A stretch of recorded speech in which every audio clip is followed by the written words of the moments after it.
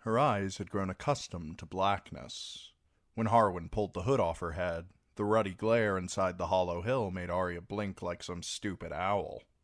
A huge fire pit had been dug in the center of the earthen floor, and its flames rose swirling and crackling toward a smoke-stained ceiling. The walls were equal parts stone and soil, with huge white roots twisting through them like 1,000 slow, pale snakes. People were emerging from between those roots as she watched, edging out from the shadows for a look at the captives, stepping from the mouths of pitch-black tunnels, popping out of crannies and crevices on all sides. In one place on the far side of the fire, the roots formed a kind of stairway up to a hollow in the earth where a man sat almost lost in the tangle of weirwood. Lem unhooded Gendry. "What is this place?" he asked. "An old place, deep and secret. A refuge where neither wolves nor lions come prowling." Neither wolves nor lions. Arya's skin prickled. She remembered the dream she'd had, and the taste of blood when she tore the man's arm from his shoulder. Big as the fire was, the cave was bigger. It was hard to tell where it began and where it ended. The tunnel mouths might have been 2 feet deep or gone 2 miles. Arya saw men and women and little children, all of them watching her warily. Greenbeard said, "Here's the wizard, Skinny Squirrel. You'll get your answers now." He pointed toward the fire, where Tom Sevenstring stood talking to a tall, thin man with oddments of old armor buckled on over his ratty pink robes. That can't be Thoros of Myr. Arya remembered the Red Priest as fat, with a smooth face and a shiny bald head. This man had a droopy face and a head full of shaggy gray hair. Something Tom said made him look at her, and Arya thought he was about to come over to her. Only then the mad huntsman appeared, shoving his captive down into the light, and she and Gendry were forgotten. The huntsman had turned out to be a stocky man in patched tan leathers, balding and weak-chinned and quarrelsome. At Stony Sept, she had thought that Lem and Greenbeard might be torn to pieces when they faced him at the crow cages to claim his captive for the Lightning Lord. The hounds had been all around them, sniffing and snarling, but Thomas Evans soothed them with his playing. Tansy marched across the square with her apron full of bones and fatty mutton, and Lem pointed out Angie in the brothel window, standing with an arrow notched. The mad huntsman had cursed them all for lick-spittles, but finally he had agreed to take his prize to Lord Beric for judgment.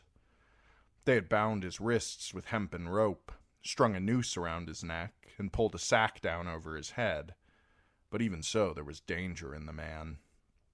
Arya could feel it across the cave. Thoros, if that was Thoros, met captor and captive halfway to the fire. "How did you take him?" the priest asked. "The dogs caught the scent. He was sleeping off a drunk under a willow tree, if you believe it." "Betrayed by his own kind." Thoros turned to the prisoner and yanked his hood off. "Welcome to our humble hall, dog. It is not so grand as Robert's throne room, but the company is better." The shifting flames painted Sandor Clegane's burned face with orange shadows, so he looked even more terrible than he did in daylight. When he pulled at the rope that bound his wrists, flakes of dry blood fell off. The hound's mouth twitched. "I know you," he said to Thoros. "You did. In melees you would curse my flaming sword, though thrice I overthrew you with it." "Thoros of Myr, you used to shave your head." "To betoken a humble heart.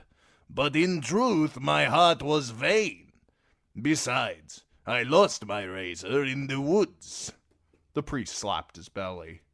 "I am less than I was, but more. A year in the wild will melt the flesh off a man.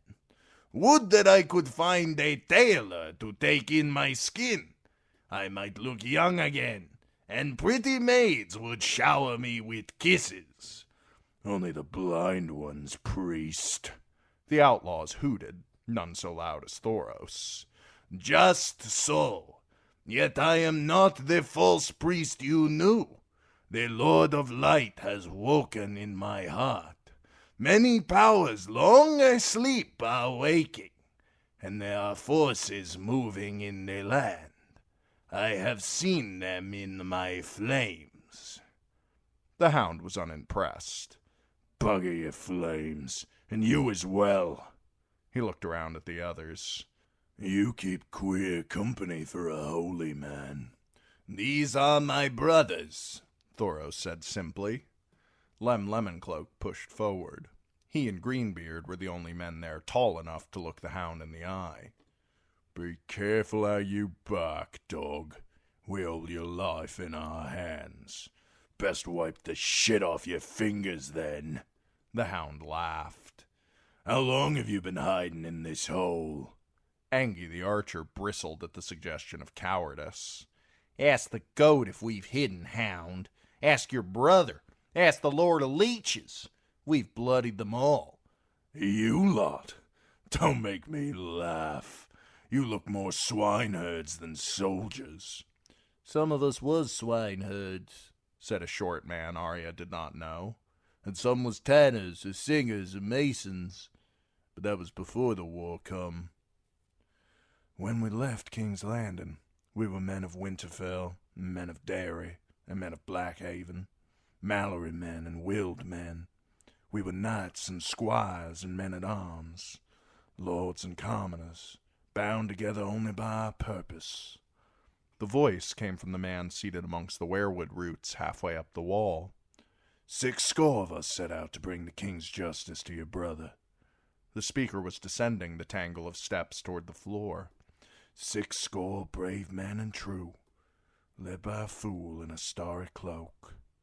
A scarecrow of a man. He wore a ragged black cloak speckled with stars, and an iron breastplate dinted by 100 battles. A thicket of red gold hair hid most of his face, save for a bald spot above his left ear where his head had been smashed in. More than 80 of our company are dead now, but others have taken up the swords that fell from their hands. When he reached the floor, the outlaws moved aside to let him pass. One of his eyes was gone, Arya saw, the flesh about the sockets scarred and puckered, and he had a dark black ring all around his neck. With their help, we fight on as best we can, for Robert and the realm. Robert, rasped Sandor Clegane, incredulous. Ned Stark sent us out, said Pothelm Jack Be Lucky, but he was sitting the Iron Throne when he gave us our commands, so we were never truly his men, but Robert's. Robert is the king of the worms now. Is that why you're down here in the earth? To keep his court for him? The king is dead, the Scarecrow Knight admitted, but we are still king's men, though the royal banner we bore was lost at the Mummers Ford when your brother's butchers fell upon us. He touched his breast with a fist. Robert was slain, but his realm remains, and we defend her. Her? The hound snorted. Is she your mother, Dondarrion, or your whore? Dondarrion? Beric Dondarrion had been handsome. Sansa's friend Jane had fallen in love with him. Even Jane Poole was not so blind as to think this man was fair. Yet when Arya looked at him again, she saw it. The remains of a forked purple lightning bolt on the cracked enamel of his breastplate. Rocks and trees and rivers. That's what your realm is made of, the hound was saying. Do the rocks need defending? Robert wouldn't have thought so. If he couldn't fuck it, fight it, or drink it, it bored him. And so would you. You brave companions. Outrage swept the hollow hill. Call us that name again, dog, and you'll swallow that tongue. Lem drew his long sword. The hound stared at the blade with contempt. Oh, here's a brave man, bearing steel on a bound captive. Untie me, why don't you? We'll see how brave you are then. He glanced at the mad huntsman behind him. How about you? Or did you leave all your courage in your kennels? No, but I should have left you in a crow cage. The huntsman drew a knife. I might still. The hound laughed in his face. We are brothers here, Thoros of Myr declared. Holy brothers, sworn to their realm, to our God, and to each other. The Brotherhood Without Banners. Tom Seven-Strings plucked a string. The Knights of the Hollow Hill. Knights. Clegane made the word a sneer. Dundarian's a knight, but the rest of you are the sorriest lot of outlaws and broken men I've ever seen. I shit better men than you. Any knight can make a knight, said the scarecrow that was Beric Dundarian, and every man you see before you has felt a sword upon his shoulder. We're the Forgotten Fellowship. Send me on my way and I'll forget you too, Clegane rasped. But if you mean to murder me, then bloody well get on with it. You took my sword, my horse, and my gold, so take my life and be done with it. But spare me this pious bleeding. You will die soon enough, dog, promised Thoros. But it shan't be murder, only justice. Aye, said the mad huntsman, in a kinder fate than you deserve for all your kind have done. Lions, you call yourselves. At Sharer and the Mummers Ford, girls of 6 and 7 years were raped, and babes still on the breast were cut in two while their mothers watched. No lion ever killed so cruel.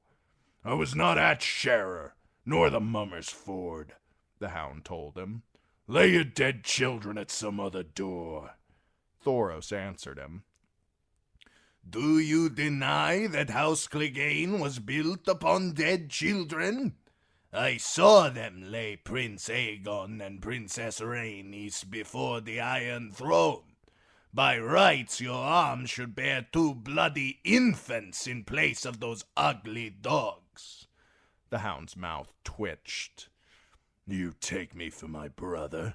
Is being born Clegane a crime? Murder is a crime. Who did I murder? Lord Lothar Mallory and Sir Gladden Wyld, said Harwin. My brothers, Lister and Lennox, declared Jack Be Lucky. Goodman Beck and Mudge the miller's son from Donalwood, an old woman called from the shadows. Merriman's widow, who loved so sweet, added Greenbeard. Them Septons at Sludgy Pond. Sir Audrey Charlton, his squire Lucas Root, every man, woman, and child in Fieldstone and Mousedown Mill. Lord and Lady Deddings, that was so rich. Tom Seven-Strings took up the count. Alan of Winterfell, Joth Quickbow, Little Matt and his sister Rhonda, Anvil Ryn, Sir Ormond, Sir Dudley, Pate of Moray, Pate of Lancewood, Old Pate and Pate of Shermer's Grove, Blind Will the Whittler, Goodwife Marie, Marie the Whore, Becca the Baker, Sir Raymond Derry, Lord Derry, young Lord Derry, the Bastard of Bracken, Fletcher Will, Harsley, Goodwife Nola. Enough! The hound's face was tight with anger. You're making noise. These names mean nothing. Who were they? People, said Lord Beric. People great and small, young and old, good people and bad people, who died on the points of Lannister spears or saw their bellies opened by Lannister swords. It wasn't my sword in their bellies. Any man who says it was is a bloody liar. You served the Lannisters of Casterly Rock, said Thoros. Once, me and thousands more. Is each of us guilty of the crimes of the others? Clegane spat. Might be you are knights after all. You lie like knights. Maybe you murder like knights. Lem and Jack Be Lucky began to shout at him, but Dundarian raised a hand for silence. Say what you mean, Clegane. A knight's a sword with a horse. The rest, the vows and the sacred oils and the ladies' favors, they're silk ribbons tied round the sword. Maybe the sword's prettier with ribbons hanging off it, but it'll kill you just as dead. Well, bugger your ribbons, and shove your swords up your arses. I'm the same as you. The only difference is I don't lie about what I am. So kill me. But don't call me a murderer while you stand there telling each other that your shit don't stink. You hear me? Arya squirmed past Greenbeard so fast he never saw her. You are a murderer! She screamed. You killed Micah! Don't say you never did! You murdered him! The hound stared at her with no flicker of recognition. And who was this Micah boy? I'm not a boy, but Micah was. He was a butcher's boy and you killed him. Jory said you cut him near in half and he never even had a sword. She could feel them looking at her now. The women and the children and the men who called themselves the Knights of the Hollow Hill. Who's this now? Someone asked. The hound answered. 7 hells. The little sister. The brat who tossed Joff's pretty sword in the river. He gave a bark of laughter. Don't you know you're dead? No, you're dead, she threw back at him. Harwin took her arm to draw her back as Lord Barrick said, The girl has named you a murderer. Do you deny killing this butcher's boy, Micah? The big man shrugged. I was Joffrey's sworn shield. The butcher's boy attacked a prince of the blood. That's a lie! Arya squirmed in Harwin's grip. It was me! I hit Joffrey and threw Lion's Paw in the river. Micah just ran away like I told him. Did you see the boy attack Prince Joffrey? Lord Barrick Dondarrion asked the hound. I heard it from the royal lips. It's not my place to question princes. Clegane jerked his hands towards Arya. This one's own sister told the same tale when she stood before your precious Robert. Sansa's just a liar, Arya said, furious at her sister all over again. It wasn't like she said. It wasn't. Thoros drew Lord Barrick aside. The two men stood talking in low whispers while Arya seethed. They have to kill him. I prayed for him to die hundreds and hundreds of times. Barrick Dondarrion turned back to the hound. You stand accused of murder, but no one here knows the truth or falsehood of the charge, so it is not for us to judge you. Only the Lord of Light may do that now. I sentence you to trial by battle. The hound frowned suspiciously, as if he did not trust his ears. Are you a fool or a madman? Neither. I am a just lord. Prove your innocence with a blade, and you shall be free to go. No! Arya cried before Harwin covered her mouth. No, they can't. He'll go free. The hound was deadly with a sword. Everyone knew that. He'll laugh at them, she thought. And so he did. A long, rasping laugh that echoed off the cave walls. A laugh choking with contempt. So who will it be? He looked at Lem Lemoncloak. The brave man in the piss-yellow cloak? No. How about you, huntsman? You've kicked dogs before. Try me. He saw Greenbeard. You're big enough, Tyrosh. Step forward. Or do you mean to make the little girl fight me herself? He laughed again. Come on! Who wants to die? It's me you'll face, said Lord Barrick Dondarrion. Arya remembered all the tales. He can't be killed, she thought, hoping against hope. The mad huntsman sliced apart the ropes that bound Sandor Clegane's hands together. I'll need sword and armor. The hound rubbed a torn wrist. Your sword you shall have, declared Lord Barrick, but your innocence must be your armor. Clegane's mouth twitched. My innocence against your breastplate. Is that the way of it? Ned, help me remove my breastplate. Arya got goosebumps when Lord Barrick said her father's name. But this Ned was only a boy, a fair-haired squire no more than 10 or 12. He stepped up quickly to undo the clasp that fastened the battered steel about the Marcher Lord. The quilting beneath was rotten with age and sweat, and fell away when the metal was pulled loose. Gendry sucked in his breath.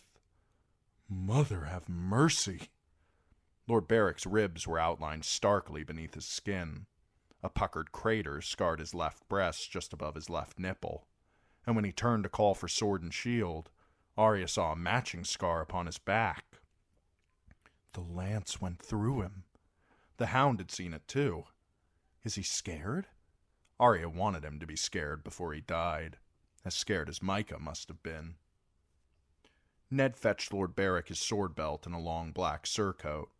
It was meant to be worn over armor, so it draped his body loosely, but across it crackled the forked purple lightning of his house. He unsheathed his sword and gave the belt back to his squire.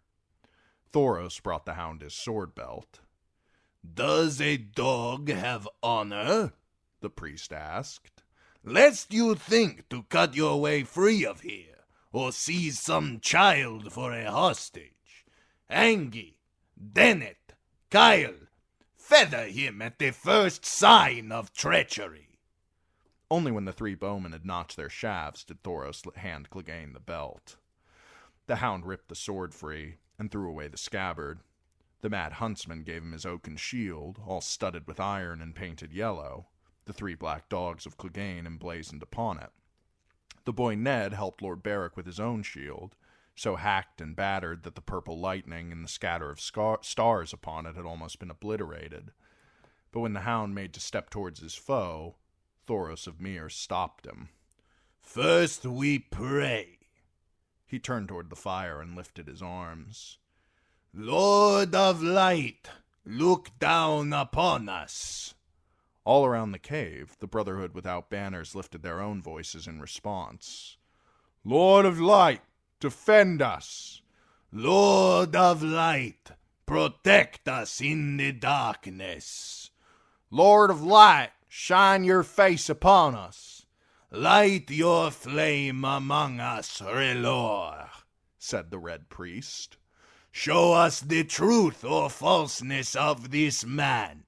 Strike him down if he is guilty, and give strength to his sword if he is true. Lord of Light, give us wisdom."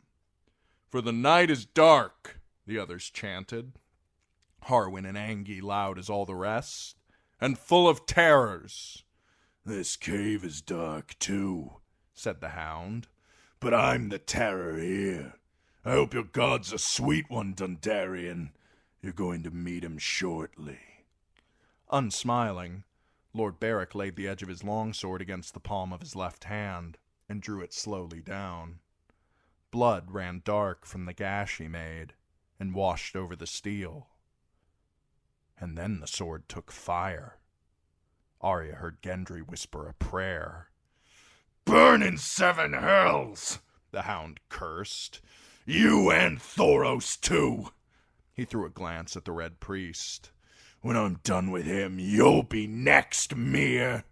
"Every word you say proclaims your guilt, dog," answered Thoros, while Lem and Greenbeard and Jack Be Lucky shouted threats and curses. Lord Beric himself waited silent, calm as still water, his shield on his left arm and his sword burning in his right hand. Kill him, Arya thought. Please, you have to kill him. Lit from below, his face was a death mask, his missing eye a red and angry wound. The sword was aflame from point to crossguard, but Dundarian seemed not to feel the heat. He stood so still he might have been carved of stone. But when the hound charged him, he moved fast enough. The flaming sword leapt up to meet the cold one, long streamers of fire trailing in its wake like the ribbons the hound had spoken of. Steel rang on steel. No sooner was his first slash blocked than Clegane made another, but this time Lord Beric's shield got in the way, and wood chips flew from the force of the blow. Hard and fast the cuts came, from low and high, from right and left, and each one Dundarian blocked. The flames swirled about his sword and left red and yellow ghosts to mark its passage. Each move Lord Beric made fanned them and made them burn the brighter, until it seemed as though the Lightning Lord stood within a cage of fire. "Is it wildfire?" Arya asked Gendry. "No. This is different. This is magic?" she finished as the hound edged back. Now it was Lord Beric attacking, filling the air with ropes of fire, driving the bigger man back on his heels. Clegane caught one blow high on his shield, and a painted dog lost a head. He countercut, and Dundarian interposed his own shield and launched a fiery backlash. The Outlaw Brotherhood shouted on their leader. "He's yours!" Arya heard, and, "At him! At him! At him!" The hound parried a cut at his head, grimacing as the heat of the flames beat against his face. He grunted and cursed and reeled away. Lord Beric gave him no respite. Hard on the big man's heels he followed, his arm never still. The swords clashed and sprang apart and clashed again. Splinters flew from the lightning shield, while swirling flames kissed the dogs once and twice and thrice. The hound moved to his right, but Dundarian blocked him with a quick sidestep and drove him back the other way, toward the sullen red blaze of the fire pit. Clegane gave ground until he felt the heat at his back. A quick glance over his shoulder showed him what was behind him, and almost cost him his head when Lord Beric attacked anew. Arya could see the whites of Sandor Clegane's eyes as he bowled his way forward again. 3 steps up and 2 back, a move to the left that Lord Beric blocked, 2 more forward and 1 back, clang and clang, and the big oaken shields took blow after blow after blow. The hound's lank dark hair was plastered to his brow in a sheen of sweat. Wine sweat, Arya thought, remembering that he'd been taken drunk. She thought she could see the beginnings of fear wake in his eyes. He's going to lose, she told herself, exulting, as Lord Beric's flaming sword whirled and slashed. In one wild flurry, the Lightning Lord took back all the ground the hound had gained, sending Clegane staggering to the very edge of the fire pit once more. He's going to die. She stood on her toes for a better look. "Bloody bastard!"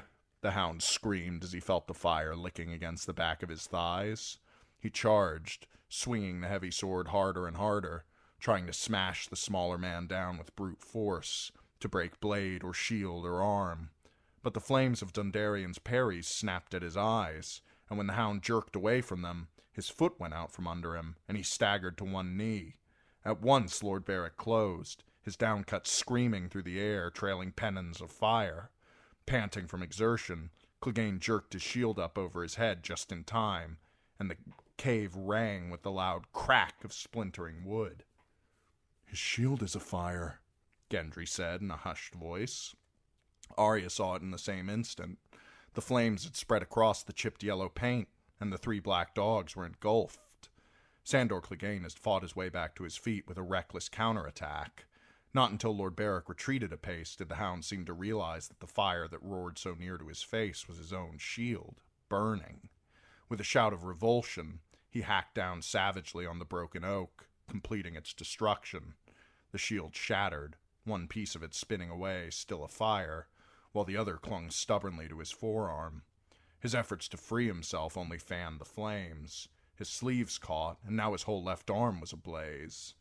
"Finish him!" Greenbeard urged Lord Beric, and other voices took up the chant of, "Guilty!" Arya shouted with the rest. "Guilty! Guilty! Kill him! Guilty!" Smooth as summer silk, Lord Beric slid close to make an end of the man before him. The hound gave a rasping scream, raised his sword in both hands, and brought it crashing down with all his strength. Lord Beric blocked the cut easily. "No!" Arya shrieked, but the burning sword snapped in two, and the hound's cold steel plowed into Lord Beric's flesh where his shoulder joined his neck, and clove him clean down to the breastbone. The blood came rushing out in a hot black gush. Sandor Clegane jerked backward, still burning.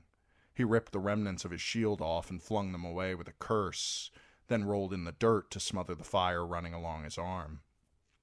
Lord Beric's knees folded slowly, as if for prayer.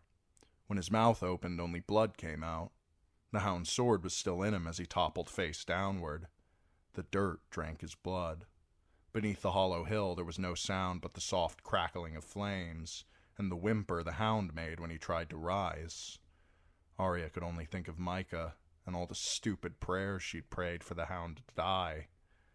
If there were gods, why didn't Lord Beric win? She knew the hound was guilty.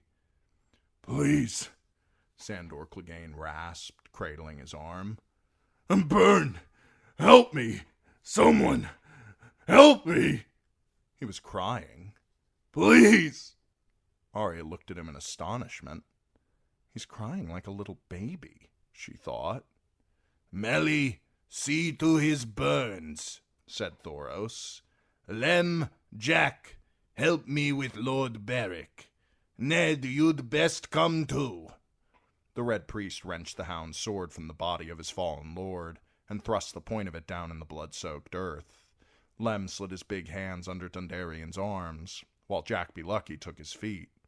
They carried him around the fire pit, into the darkness of one of the tunnels. Thoros and the boy Ned followed after. The mad huntsman spat. I say we take him back to Stony Sept and put him in a crow cage. Yes, Arya said. He murdered Micah. He did. Such an angry squirrel, murmured Greenbeard. Harwin sighed. R'hllor's judged him innocent. Who's R'hllor? She couldn't even say it. The Lord of Light. Thoros taught us. She didn't care what Thoros had taught them. She yanked Greenbeard's dagger from its sheath and spun away before he could catch her. Gendry made a grab for her as well, but she had always been too fast for Gendry. Tom Sevenstrings and some women were helping the hound to his feet. The sight of his arm shocked her speechless. There was a strip of pink where the leather strap had clung, but above and below the flesh was cracked and red and bleeding from elbow to wrist. When his eyes met hers, his mouth twitched. You want me dead that bad? Then do it, wolf girl. Shove it in. It's cleaner than fire. Clegane tried to stand, but as he moved, a piece of burned flesh sloughed right off his arm, and his knees went out from under him. Tom caught him by his good arm and held him up. His arm, Arya thought, and his face. But he was the hound. He deserved to burn in a fiery hell. The knife felt heavy in her hand. She gripped it tighter. You killed Micah, she said once more, daring him to deny it. Tell them. You did. You did. I did. His whole face twisted. I rode him down and cut him in half, and laughed. I watched them beat your sister bloody, too. Watched them cut your father's head off. Lem grabbed her wrist and twisted, wrenching the dagger away. She kicked at him, but he would not give it back. You go to hell, hound! She screamed at Sandor Clegane in helpless, empty-handed rage. You just go to hell! He has, said a voice scarce stronger than a whisper. When Arya turned, Lord Beric Dondarrion was standing behind her, his bloody hand clutching Thoros by the shoulder.